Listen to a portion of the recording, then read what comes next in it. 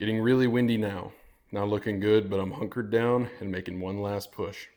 That's what I texted my friend as I sat down at the edge of the canyon and started to glass. At that point, I'd been starting to slowly lose hope for about 24 hours, and I was worried this trip was going to turn out like a lot of my trips had gone recently. Discouraged, tired, and unsuccessful. We can say it's just nice being out here all we want, but at a certain point, the lack of success will start to get to you, and it was certainly getting to me. So I needed a confidence boost. As I was glassing the canyon, something in my gut told me, look at this one particular bench just to the north of me. So I obeyed my intuition, and almost immediately I saw a little black shape moving, and I knew right like that that's what I'm after. It was the last evening of my 3-day javelina hunt in southeast New Mexico, and I had just seen the first javelina of the entire trip. Now, I'd seen a bunch of them in this area before. The previous September, I had hunted this area for mule deer and had seen no mule deer and a whole bunch of javelina. But of course, now that I had a tag for one of those in my pocket, I didn't see any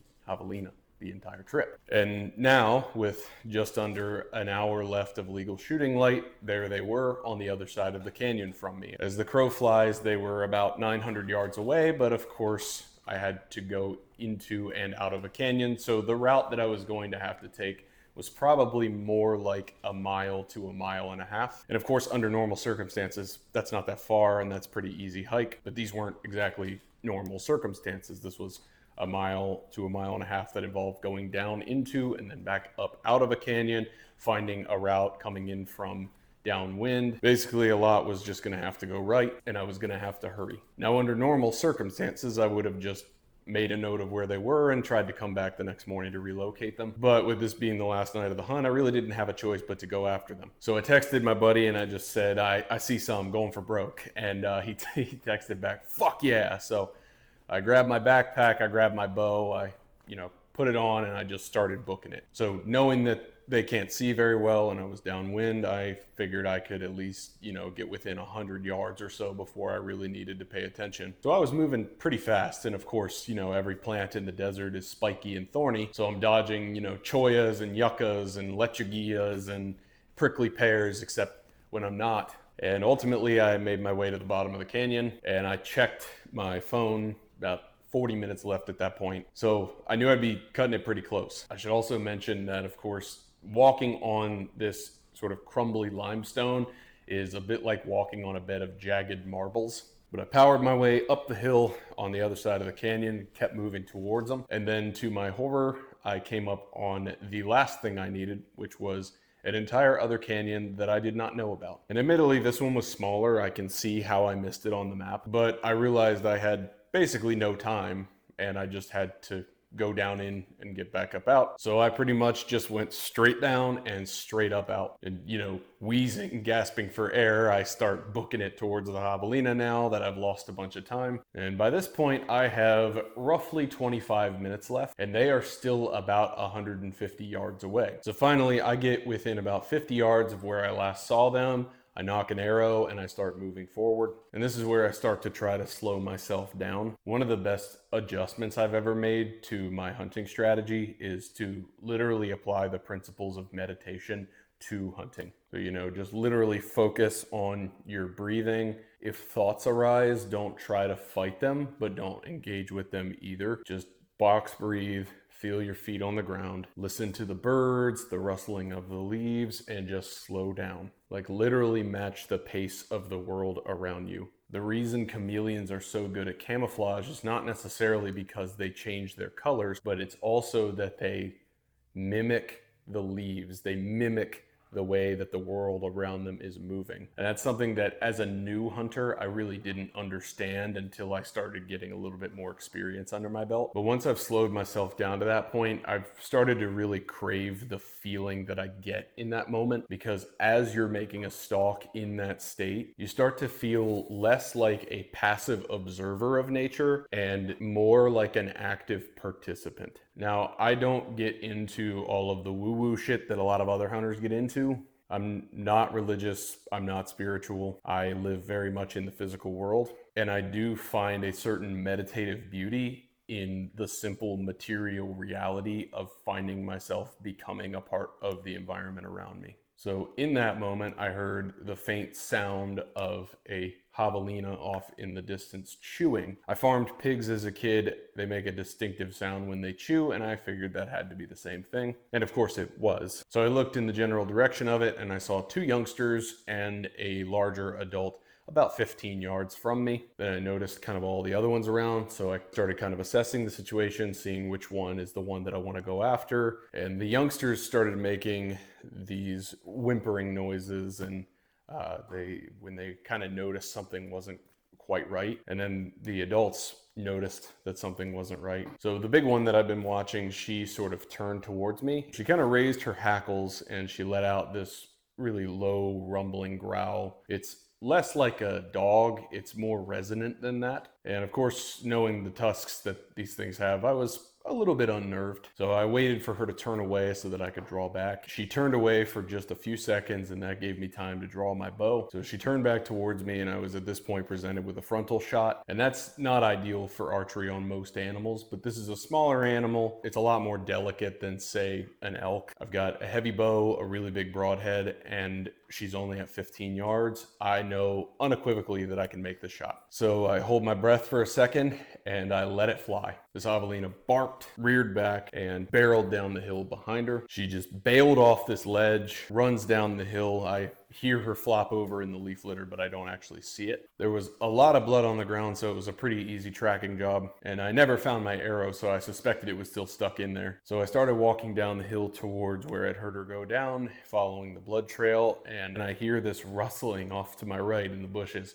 So I turn, and to my surprise, I saw a javelina, and I thought, wait, is that the one I shot? And it turns around and is holding a prickly pear paddle in its mouth, completely oblivious to everything that had happened. It was only about 15 yards from the one that I'd shot, which had, barked and reared up and run down the hill. And this javelina was just sitting there, oblivious, munching on some prickly pear, absolutely lost in the sauce. And it took a minute, but it eventually just kind of looked around, noticed that nobody was still hanging around, and marched off. I don't think it ever actually fully noticed that I was there. So I walked into this little stand of trees, and sure enough, there was my javelina laying there. I, did the whole kick a rock and move at, with a knocked arrow, but she was down. So I took some time for a photo, but to be honest, at that point it was starting to get dark, and I really struggled with the lighting. So I settled on one that was a sort of passable grip and grin, but it wasn't the best photo that I've taken for sure. So at this point, I pulled out my knife, and being on a pretty low budget, I didn't have a particularly good quality pocket knife, but I figured this one would get the job done. I've since upgraded, and you'll learn why in a moment. So javelina have a stink gland on their rump. It's the thing that has given them the nickname skunk pigs. It actually kind of looks a lot like a human nipple, and you absolutely have to remove that before you do anything else, because that thing stinks. And when I hear people say that javelina tastes bad, I suspect that it's because they've allowed the meat to become contaminated with that gland. So I got to work with my cheap shitty knife, cutting that gland off, and I very quickly realized that this cheap knife was not going to do the job. Keep in mind,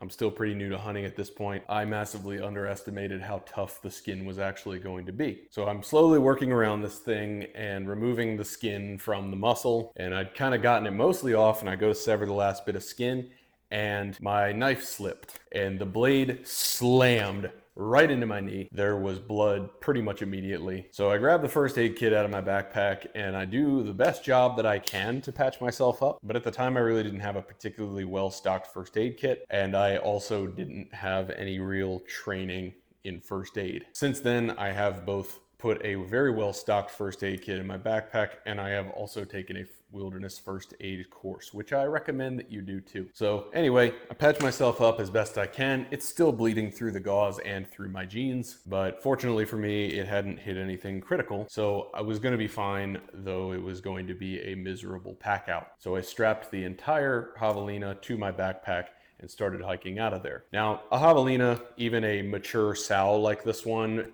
is not particularly heavy. It's not like I was packing out an elk quarter, but given the circumstances, it was a long, slow limp out of there. Just bleeding, sore, and cursing my cheap knife. But step by step, I ended up hauling myself out of the canyon. And I started on the way out really feeling afraid, and not necessarily that I was going to bleed out, because I knew that it wasn't bleeding that badly. But what I was worried about was that with the weight on my back to throw me off, I would fall down into the canyon, or that I would worsen the injury in doing so, and that the situation would spiral, or both. And I remember repeating to myself like a mantra, "You can't die in fucking Carlsbad." I should add for context that this hunt took place relatively near Carlsbad, New Mexico, where I lived for just under a year throughout 2024, and I have some bad memories there. Now, I still go back to the area, especially to visit the desert outside of town, but I don't spend much time in the town. So I ended up getting to the road and walking on the road until I got to where I parked my car. I was driving a cheap, shitty little compact car at that point. It could not handle this section of the Forest Service road, but walking was going to be a lot easier. So I made my way back to the car, and I reassessed the wound and got some first aid materials that I kept in my glove box at that point. Ended up patching myself up, and then was able to go ahead and skin and gut the pig. And the verdict on the shot placement ended up being that it basically clipped the heart, punched cleave through a lung, and embedded itself in the liver. So ultimately, a pretty decent shot. Do I make a habit of making frontal shots? No. Did this particular shot work out?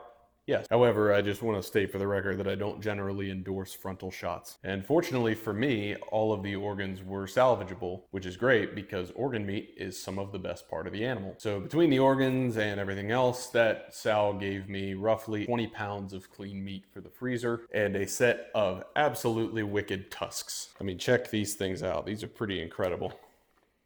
They have this cutting edge on them, and basically every time they open and close their mouths, they sharpen that front tooth. It's pretty wild. The cutting edge on the side of the tusks is pretty remarkable too. So I loaded the javelina into the trunk, and I took kind of one last look out over that canyon, thought about everything that had transpired in that time, and I was, equal parts sad that the hunt was over, but thrilled that I'd finally been successful. But there was another lingering feeling, and this is something that I don't think I'll ever fully escape, nor is it really something that I would want to escape. But it's a feeling that I've come to know as hunter's remorse. And it's that feeling you get when the adrenaline wears off and you sort of quietly acknowledge what you've done. And it's not exactly regret or even remorse, despite the fact that I call it that, but it's more just an acknowledgement of the fact that we can slice it and dice it however we want, but as hunters, we accept the responsibility of putting meat in the freezer, and that means taking a life.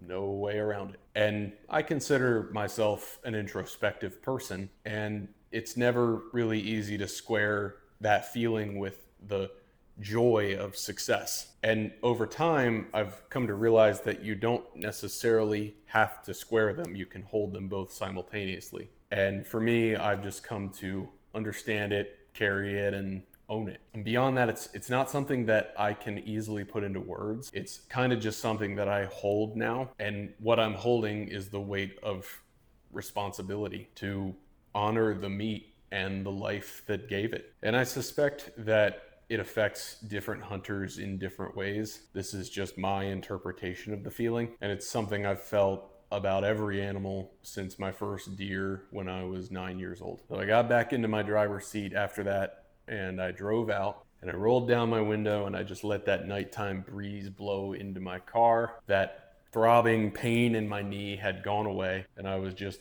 soaking in this moment because I had redeemed myself. I had come back to the same place that I had been unsuccessful hunting for mule deer less than half a year prior, and I'd been successful. And this was only shortly after I got back into hunting after many years of not doing it, and I had been unsuccessful on many hunts. So the way I was looking at it, the drought was over, the floodgates had opened, and I was only just getting started.